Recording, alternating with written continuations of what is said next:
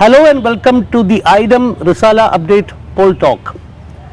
The poll talk is today in Allahabad, but unlike its earlier programs, we are not going to discuss politics directly or how the election is turning out and how is it faring in Allahabad.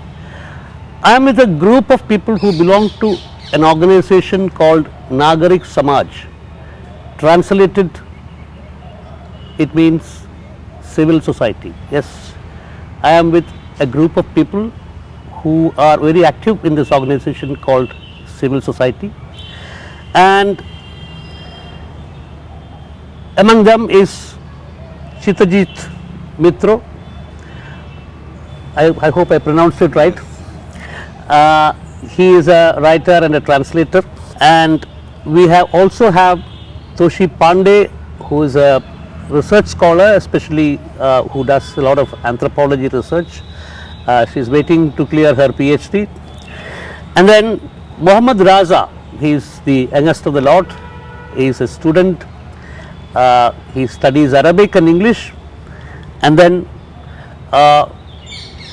his counterpart, Padma, who is a teacher, she teaches chemistry. So I'll start with you, Chittajit. See, you have been an organization, belong to this organization which has been for the last maybe 20 years or so, 25 years. And from time to time you have taken up a lot of civil society issues. And one of the things which I have, from whatever I know about an organization, is that that you have consistently looked at the so-called development question, because that is the buzzword for almost all politicians in this country, and of course a lot of bureaucrats and people, visionaries. I mean, there are a lot of people who talk about how we should have development, and sometimes we talk about sustainable development also. But then you have been looking, this organization has been looking at the development that happens in Uttar Pradesh and of course in Allahabad. So what is the intervention that you do from time to time on this question? So basically we try to see a margin that whether the development is actually helping people or not, whether on the ground it is actually legally being done or not, whether it is being bulldozed in or not. And that's where we all come in, and that's where we try to understand whether the people of that region actually want that development or not. So in a democracy, if people's voices are not listened to, it doesn't matter. So we try to raise those issues. We try to have a productive conversation with the local authorities, and if needed, we also reach out to the judiciary. That's all we do. So what has these interventions actually resulted in? Have you had any concrete success? So, for example, during the Kumbh time, there have been many workers who were not paid. So many senior people from the organization were able to get them that payment. They also had to face a lot of ire from the authorities. They were also picked up, taken to anonymous places.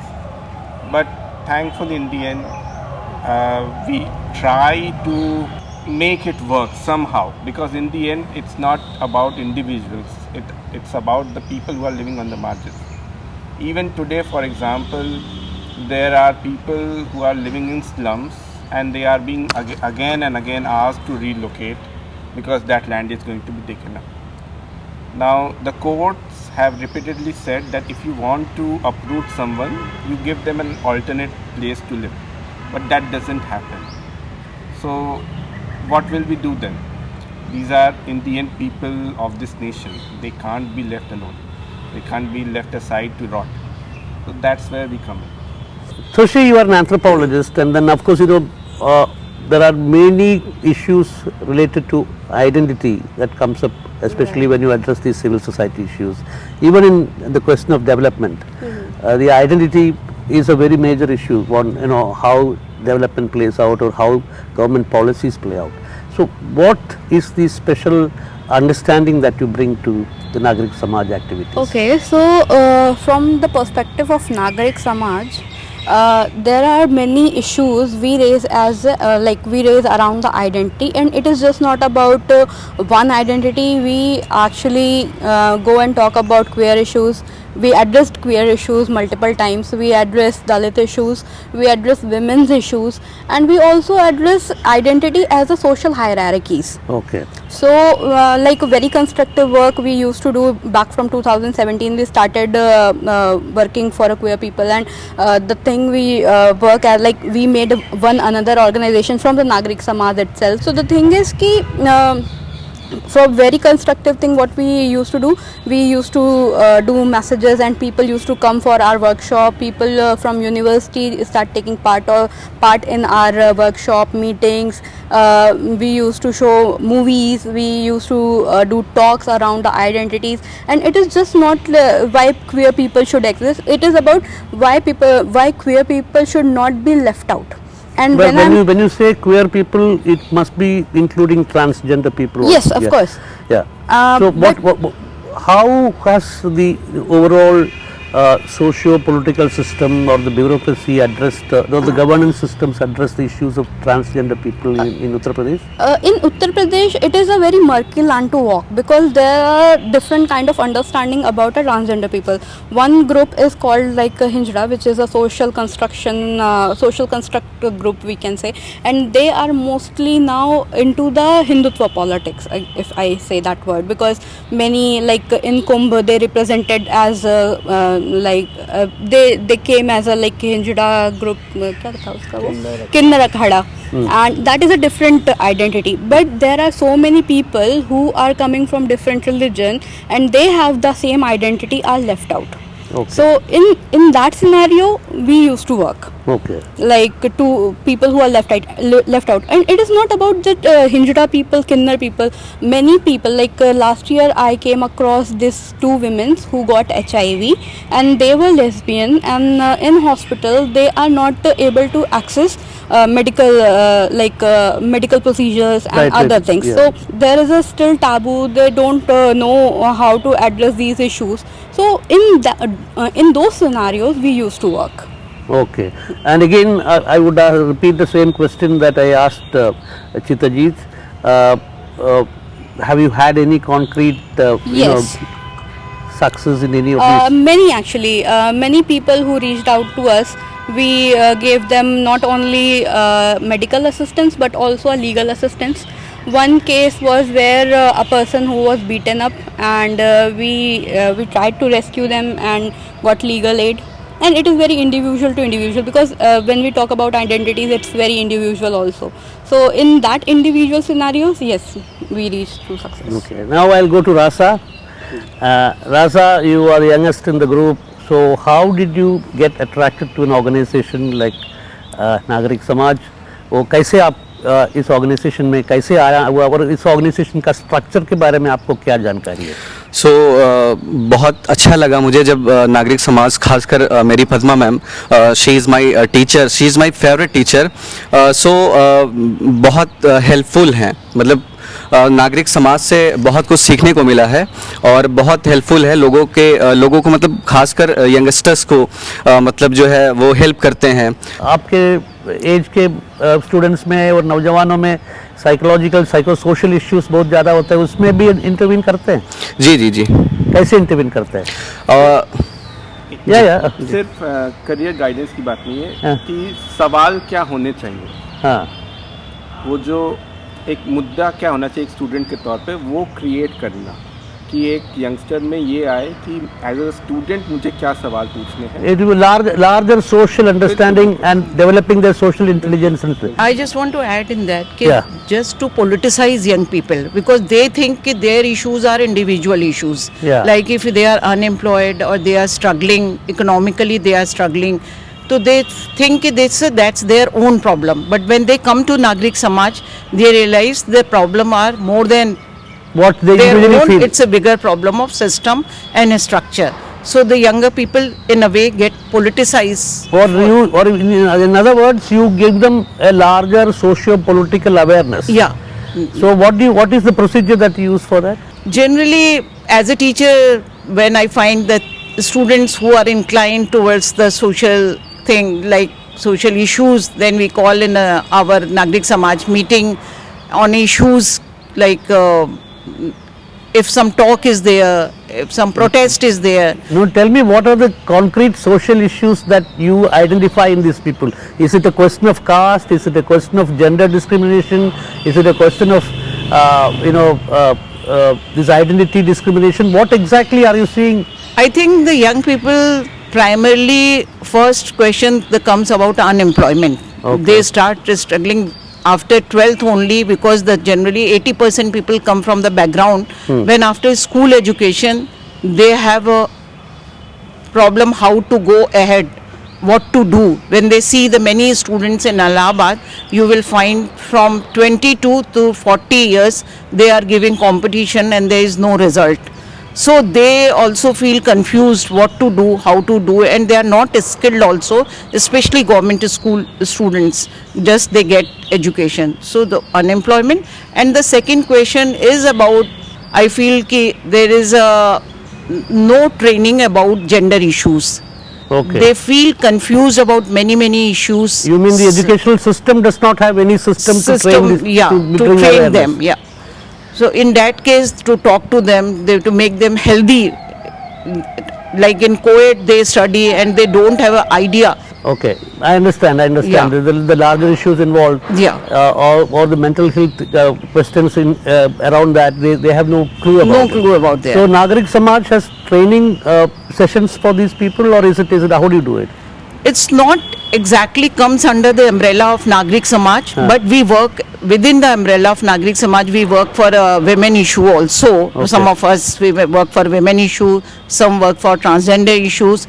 So in women issue, we organize workshops for younger people, and there we talk about sexual harassment, violence, healthy relationship, all kinds of. So again, the same question that I asked Chittajit and Toshi, what is the result? What is the impact that you have created? I can't quantify that in that way, but like we have all the protest, we always organize protest when the wrestlers So- have a sexual harassment case, then we organize protest. The continuous protest and workshop at least creates citizens who are aware that this is not right. Something is wrong with our politicians. Like in UP, there are so many cases of harassment. Unnao case, Asharam. Basically, if I can put it in some other way, in a larger theoretical framework, you are in a state of permanent struggle. The importance of that is very much because Vishwanath Pratap Singh, he was also, after he left his prime ministership, I used to interact very closely with him. So he was one of the few politicians who took up the case of slum dwellers in Delhi who were evacuated for the Commonwealth Games. Yeah. And then I used to meet him often, and then he used to have this alternative days dialysis. So I asked him, so he used to talk to me on the day he has dialysis, he will be undergoing his dialysis and he will speak to me. So I asked him, you know that you are not going to win this struggle. Why are you doing this? So he said, all struggles need not have success. There is Exactly. great merit in fighting losing battles. You were kind of, talking about development, and of course, now we have come to this issue of development like Commonwealth Games, which was supposed to be the kind of development that was made in Delhi for Commonwealth Games is considered to be very ideal development. But then that caused a lot of displacement. But have you been able to address similar displacements in UP? Like for example, I remember when this Varanasi corridor was being built, there was humongous displacement of people, and of course certain temples also, displacement of temples and gods and stuff like that. And of course you also have issues like the Nazul land issue. So how do you address such displacements? All along UP this has become a really big problem, that in the name of development, people who are already on the margins are being expected that they are going to be even more marginalized, and you should be okay with it because you are doing for the greater good. Now if a greater good doesn't include its citizens, it means nothing. So if again and again people who are already living in slums, it has happened even in Allahabad, that for to make a parallel railway line, people living in slums were asked to even shift forward. So they are now closer to the nalas, which again creates health issues for them. And again, this is going to happen again because they have been through different unofficial messengers. They have been said that prepare yourself to be removed from here. Now these are voters. Okay. These are people who work in other people's homes, and none of them ever got any permanent residence. So if we are not going to raise our voices for them, along with them, where will they go? Where will they end up? And this has become not just a problem of our city, but also of our entire nation, actually.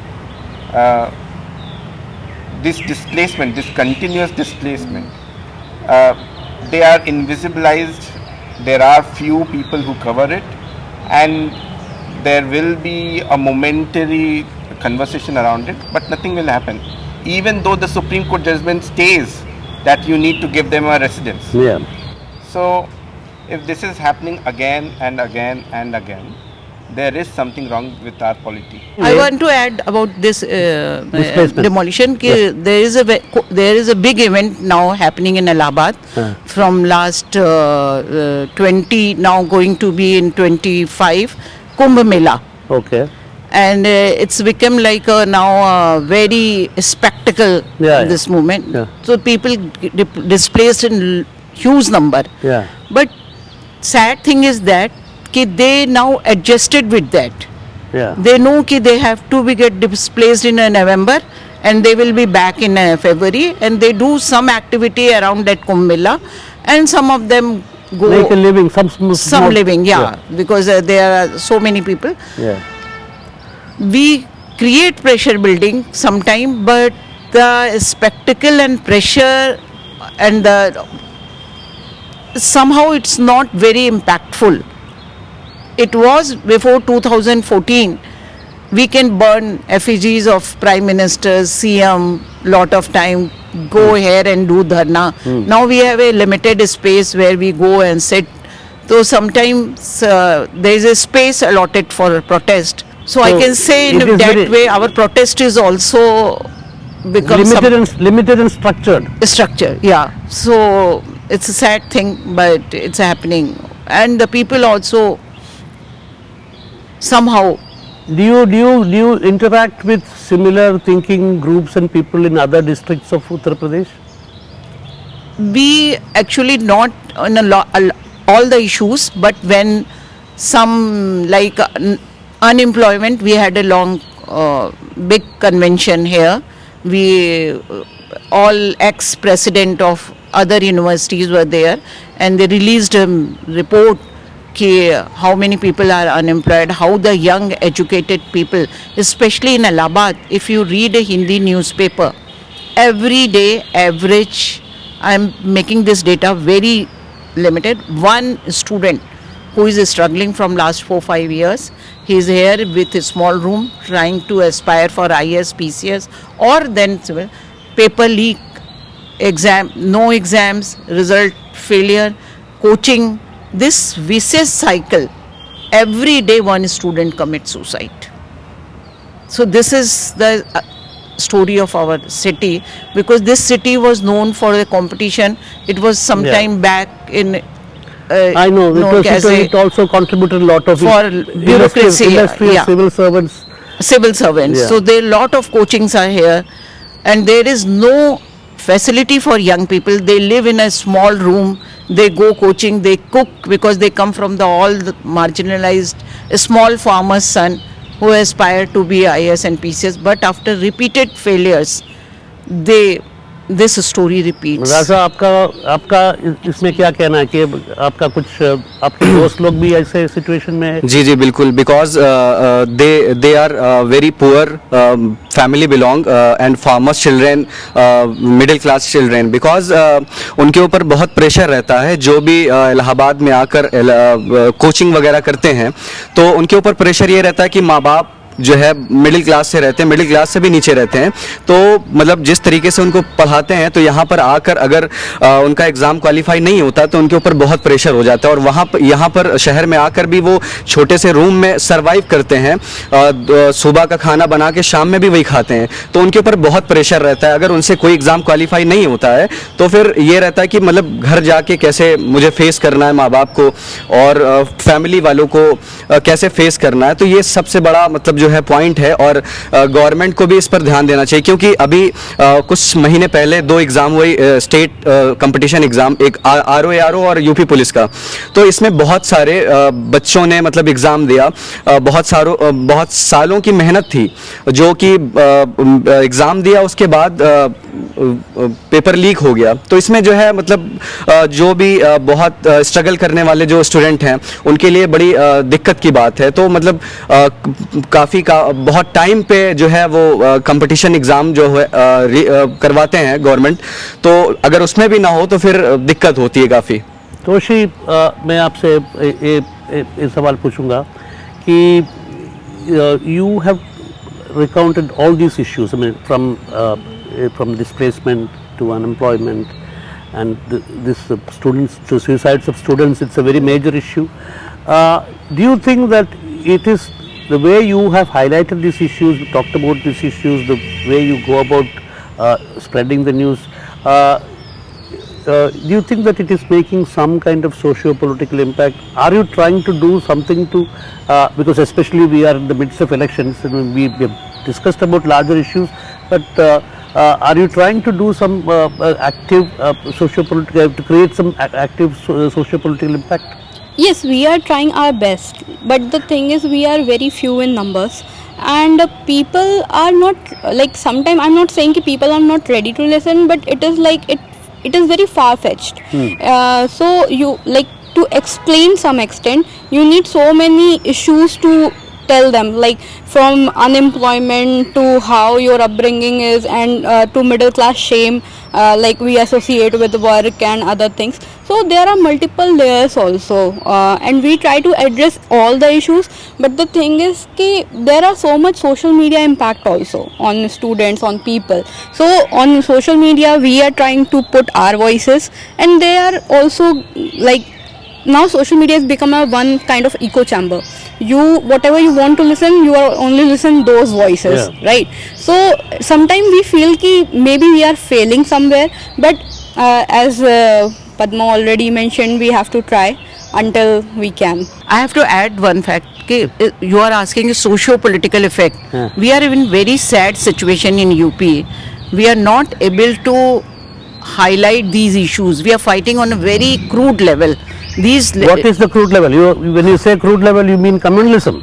Yeah, matlab the narratives are set not at that level, but the things are going in a reverse direction. What we have to focus about identities, I wanted to add about that unemployment. Other than that, there are a lot of issues of, because now the young girls are also coming and living with rooms. So there are a lot of affairs, so-called prem ke kisse, in where the many girls commit suicide, or there is a breakup and the parents' pressure and the things not.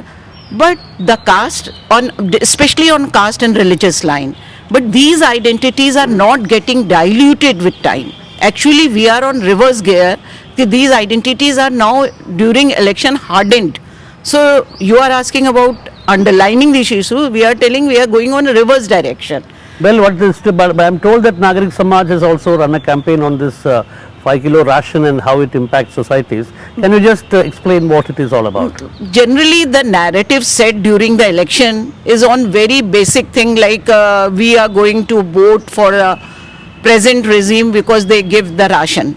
So we want to say that it's not, you are not a bhikhari, you are a citizen.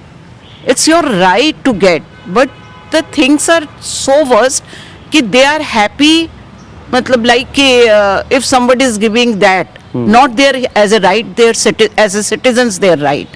So can you tell me what exactly your campaign is on this? Our campaign is like, especially among beneficiaries, which you say in a political way, or the scheduled caste and scheduled tribe, there is a long they are in very bad situation. Throw some more light on this campaign, Chittajit. I mean, the point is, I think that it's a very significant issue that we have taken up. Can you just throw a little more light on this? The thing is that about the 5 kilo ration, right? Yes. You are given 5 kilo rations, but it is being made to believe that this is saving your life. But that's not the case. With that 5 kilo ration, you also have to pay 100 rupees for petrol per litre. You also have to pay 1100 to 1200 rupees for gas cylinder, which most of them can't. So they have gone back to the traditional way of cooking. You have to pay 150 rupees per kilo dal. So even pulses, which is one of the most basic things in UP, most of them cannot afford it. So this illusion that, see, we are benevolent, that we are giving you this and you have to be thankful to us. This feeling that is being instilled into the citizens of this country who are literally paying taxes, even if not income tax but GST, through everything that they buy, even a matchstick for that matter, they are being made to believe that you should be thankful to us. Now that's not how our politics should work. That's how kings used to say. So in a democracy, if the citizen is going to be made to believe that, okay, because you are getting some benefits from the government, which the weaker sections should always get, you should be thankful to us. That should not be the case. So when you are setting up a campaign on this, Absolutely. which means that you are also contributing to the political campaign on the ground, which means you are taking anti-regime position. Sure. So as citizens, we have to be political. One of the major things that we have been made to believe in the past few years is citizens need to be apolitical, and that's how you lose your power as a citizen.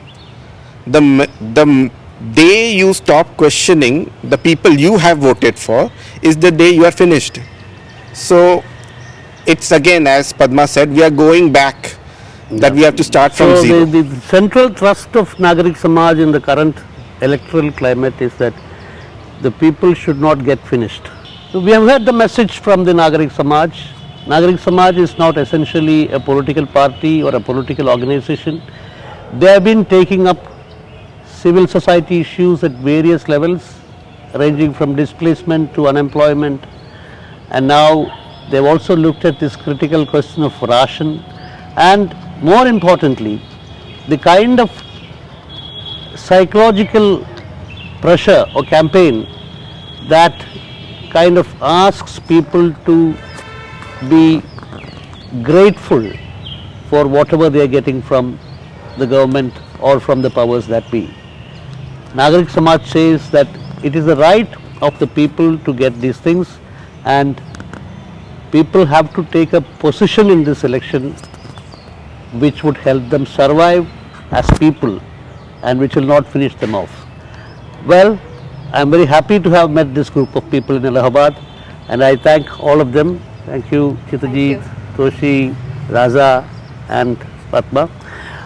We will try to continue this conversation in the days to come. All strength to Nagarik Samaj. Let the civil society win and the people win. Thank you.